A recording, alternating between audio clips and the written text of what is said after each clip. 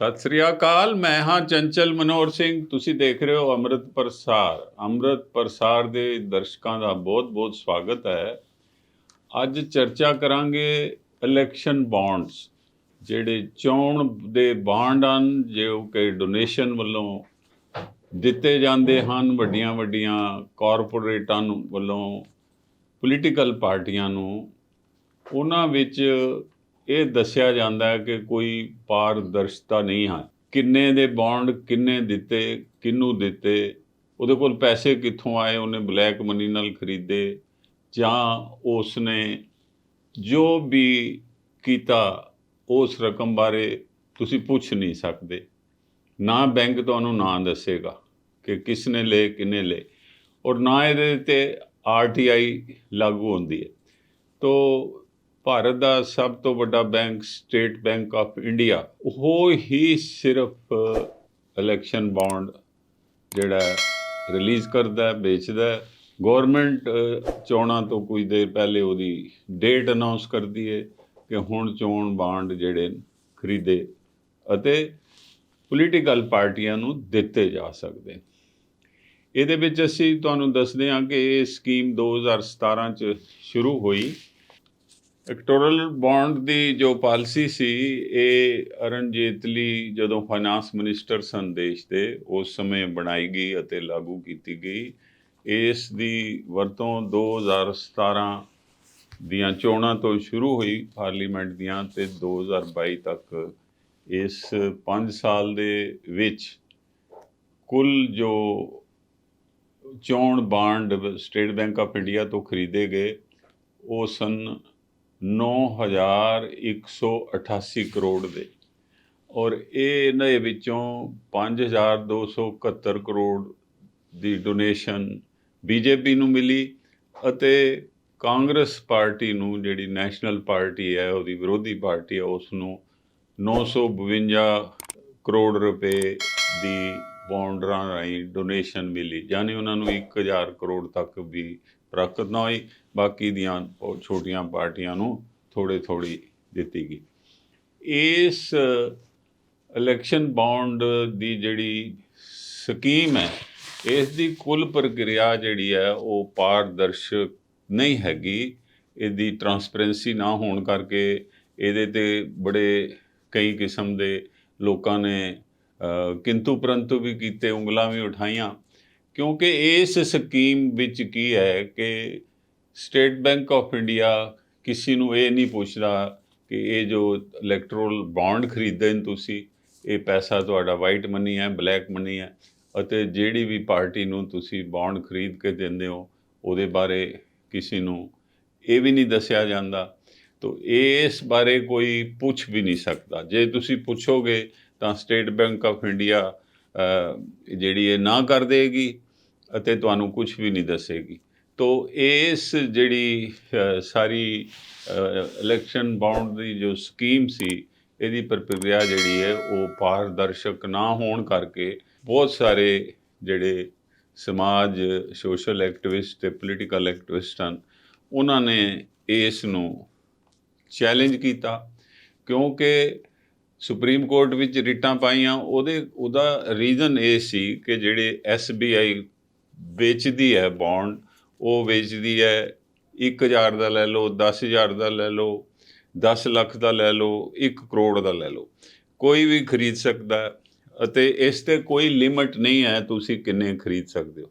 ਤੁਸੀਂ 10 ਕਰੋੜ ਦੇ ਵੀ ਖਰੀਦ ਸਕਦੇ ਹੋ, ਤੁਸੀਂ 2.5 ਕਰੋੜ ਦੇ ਵੀ ਖਰੀਦ ਸਕਦੇ ਹੋ, ਤੁਸੀਂ 250 ਕਰੋੜ ਦੇ ਖਰੀਦ ਲਓ, ਤੁਸੀਂ 2500 ਕਰੋੜ ਦੇ ਖਰੀਦ ਲਓ, ਕਿਉਂਕਿ ਇਹਦੇ ਵਿੱਚ ਜਿਹੜੀ ਸਾਰੀ ਸੀਕ੍ਰੇਸੀ ਹੈ, ਗੁਪਤ ਗੱਲ ਹੈ। ਨਾ ਤੁਹਾਡਾ ਨਾਂ ਕੋਈ ਪੁੱਛੇਗਾ ਅਤੇ ਨਾ ਹੀ ਤੁਸੀਂ ਕਿਸੇ ਨੂੰ ਆਪਣਾ ਨਾਂ ਦੱਸਣਾ।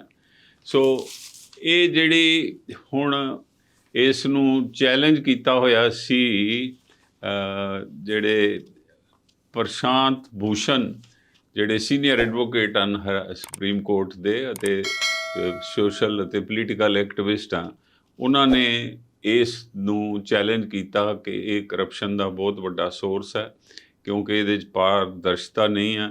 ਨਾ ਪਤਾ ਪੈਸਾ ਕਿੱਥੋਂ ਆਇਆ, ਨਾ ਪੈਸਾ ਪਤਾ ਕਿੱਦਾਂ ਸੀ। ਤੋ ਇਹ ਸਾਰਾ ਖੇਲ ਜਿਹੜਾ ਸੀਗਾ ਇਹ ਬੀਜੇਪੀ ਨੇ ਲਿਆਂਦਾ ਅਤੇ ਇਹ ਬੀਜੇਪੀ ਦੇ ਰੂਲਿੰਗ ਪਾਰਟੀ ਦੇ ਹੱਕ ਵਿੱਚ ਹੀ ਹੈ। ਤੋ ਇਸ ਉੱਪਰ ਹੋਇਆ ਕਿ ਜੇਕਰ ਕਾਰਪੋਰੇਟ ਜਾਂ ਕੋਈ ਵੀ ਕਾਰਖਾਨੇਦਾਰ ਮੋਟੀ ਸਾਮੀ ਕਰੋੜਪਤੀ ਬਿਲੀਅਨ ਵਾਲਾ ਮਿਲੀਅਨ ਵਾਲਾ ਕੋਈ ਕਿਸੇ ਨੂੰ ਪੈਸਾ ਦਿੰਦਾ ਤਾਂ ਉਸ ਦਾ ਕੋਈ ਹਿਸਾਬ ਨਹੀਂ ਮੰਗਿਆ ਜਾਂਦਾ। ਇਸ ਲਈ ਹਰ ਕੋਈ ਪੈਸਾ ਇਸ ਲਈ ਵੀ ਦੇ ਦਿੰਦਾ ਪੋਲੀਟੀਕਲ ਪਾਰਟੀ ਨੂੰ। ਜ਼ਿਆਦਾ ਤੇ ਪੈਸਾ ਮਿਲਦਾ ਬੀਜੇਪੀ ਨੂੰ, ਇਲੈਕਟੋਰਲ ਬਾਂਡ ਖਰੀਦ ਕੇ ਲੋਕ ਇਲੈਕਸ਼ਨ ਫੰਡ ਦਿੰਦੇ, ਕਿਉਂਕਿ ਉਹਨਾਂ ਨੂੰ ਡਰ ਰਹਿੰਦਾ ਕਿ ਜੇ ਉਹ ਨਹੀਂ ਦੇਣਗੇ ਤਾਂ CBI ਦਾ ਰੇਡ ਹੋ ਜਾਏਗਾ ਜਾਂ ਇਨਫੋਰਸਮੈਂਟ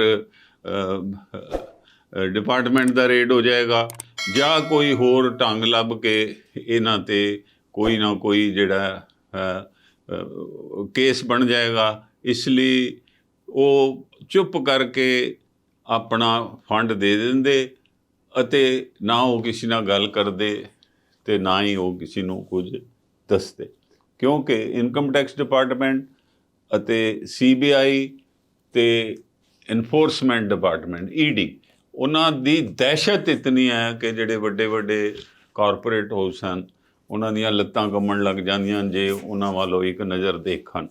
ਤੋ ਇਸ ਕਰਕੇ ਸਭ ਤੋਂ ਵੱਧ ਫੰਡ ਜਿਹੜੇ ਉਹ ਮਿਲਦੇ ਬੀਜੇਪੀ ਨੂੰ।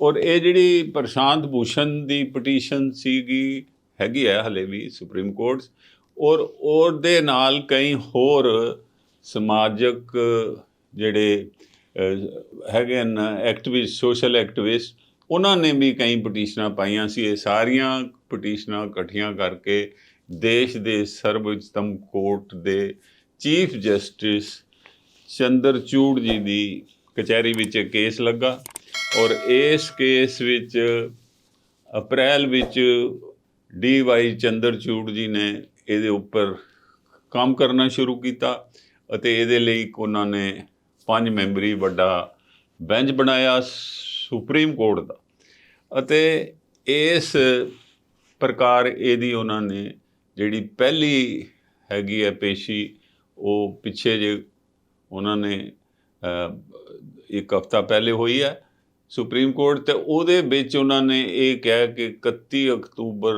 ਨੂੰ ਮੈਂ ਇਸ ਉੱਪਰ ਉਹ ਆਪਣਾ ਫੈਸਲਾ ਦੇਣਗੇ।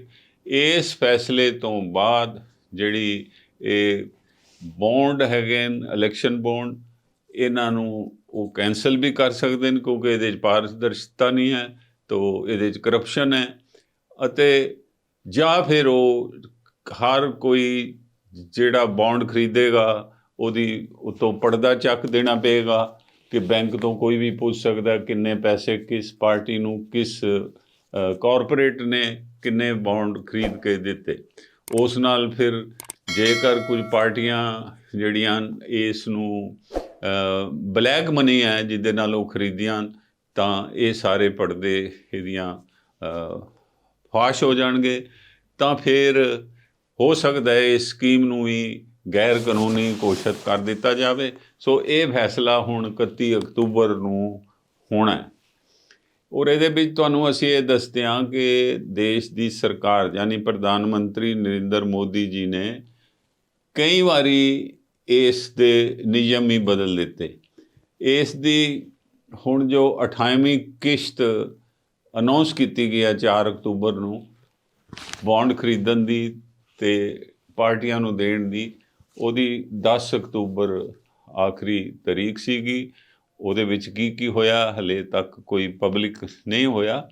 ਤੋ ਇਹਦੇ ਵਿੱਚ ਉਹਨਾਂ ਨੇ ਕਰ ਦਿੱਤਾ ਕਿ ਵੀ ਤੁਸੀਂ 15 ਦਿਨ ਵਧਾ ਦਿੱਤੇ ਉਹਨਾਂ ਨੇ ਬਿਨਾਂ ਕਿਸੇ ਯਾਨੀ ਕਾਨੂੰਨ ਵਿੱਚ ਅਮੈਂਡ ਕੀਤਿਆਂ, ਔਰ ਇਹ ਵੀ ਗੱਲ ਗੈਰ ਕਾਨੂੰਨੀ ਸੀਗੀ ਕਿਉਂਕਿ ਉਸ ਨਾਲ BJP ਨੂੰ ਸਭ ਤੋਂ ਵੱਧ ਫੰਡ ਮਿਲਦਾ ਤਾਂ BJP ਨੂੰ ਫਿਰ ਉਹ 15 ਦਿਨ ਹੋਰ ਮਿਲ ਗਏ ਅਤੇ ਇਸ ਕਰਕੇ ਇਹ 7 ਨਵੰਬਰ ਵਿੱਚ 25ਵੀਂ ਜਿਹੜੀ ਦੀ ਕਿਸ਼ਤ ਹੈ ਉਹ 7 ਨਵੰਬਰ 2022 ਚੋਣ ਵਾਲੇ ਜਿਹੜੇ ਬਾਂਡਾਂ ਦੇ ਨਿਯਮਾਂ ਵਿੱਚ ਫਿਰ ਇੱਕ ਸੋਧ ਕਰ ਦਿੱਤੀ ਗਈ ਜਿਹੜੀ ਕਿ ਮਨਮਰਜ਼ੀ ਨਾਲ ਕੀਤੀ ਗਈ।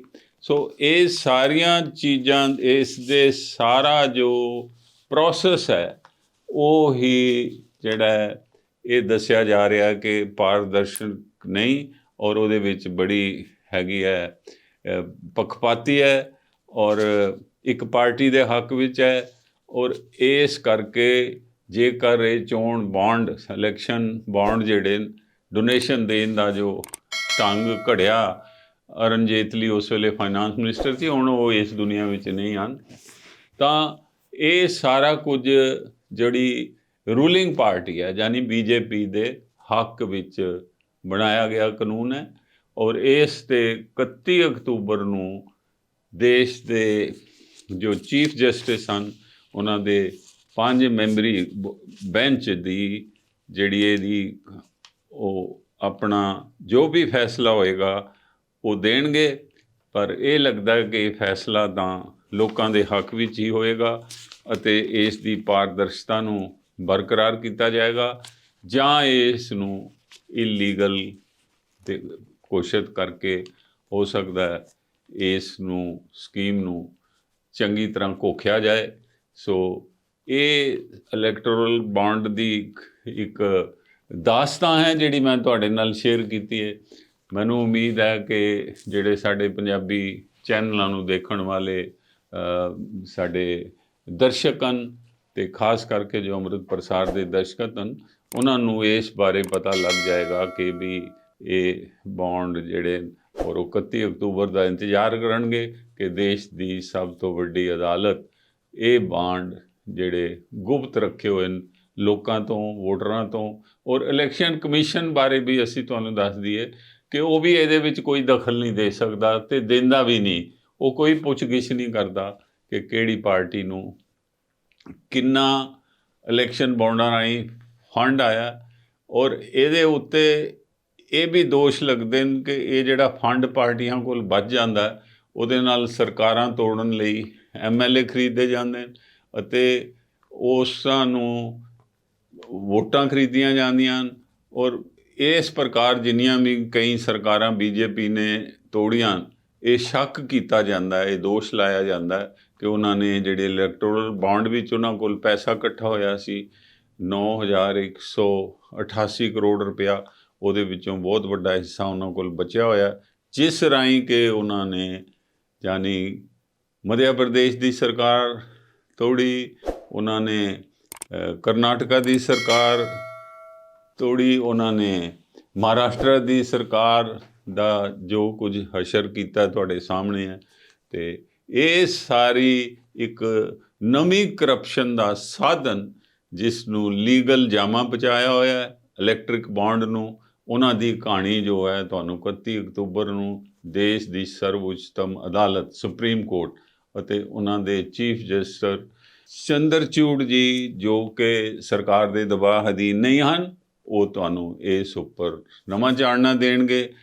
ਉਮੀਦ ਕਰਦਾ ਕਿ ਇਹ ਜਿਹੜੀ ਅਸੀਂ ਚਰਚਾ ਕੀਤੀ ਹੈ ਇਲੈਕਟੋਰਲ ਬੌਂਡ 'ਤੇ ਤੁਹਾਨੂੰ ਪਸੰਦ ਆਏਗੀ। ਤੁਸੀਂ ਆਪਣੇ ਸੰਗੀ ਸਾਥੀਆਂ ਅਤੇ ਮਿੱਤਰਾਂ ਅਤੇ ਰਿਸ਼ਤੇਦਾਰਾਂ ਨਾਲ ਇਸ ਨੂੰ ਵੱਧ ਤੋਂ ਵੱਧ ਸ਼ੇਅਰ ਕਰੋ ਅਤੇ ਇਸ ਨੂੰ ਵੱਧ ਤੋਂ ਵੱਧ ਆਪਣੇ ਗਰੁੱਪਾਂ 'ਚ ਪਾਓ, ਤਾਂ ਜੋ ਤੁਹਾਡੇ ਸੰਬੰਧੀਆਂ ਨੂੰ, ਜਾਂ ਅਸੀਂ ਇਹ ਕਹੀਏ ਕਿ ਦੇਸ਼ ਦੇ ਵੋਟਰਾਂ ਨੂੰ, ਨਾਗਰਿਕਾਂ ਨੂੰ ਵੱਧ ਤੋਂ ਵੱਧ ਇਹ ਪਤਾ ਲੱਗ ਸਕੇ ਕਿ ਵੀ ਇਹ ਸਕੀਮ ਕੀ ਹੈ ਔਰ ਇਹਦੀ ਵਿੱਚ ਕੀ ਕੀ ਤਰੁੱਟੀਆਂ, ਇਹਦੇ ਵਿੱਚ ਕੀ ਕੀ ਹੇਰਾਫੇਰੀਆਂ, ਉਹਨਾਂ ਸਾਰਿਆਂ ਤੋਂ ਜਾਣਕਾਰੀ ਮਿਲੇ।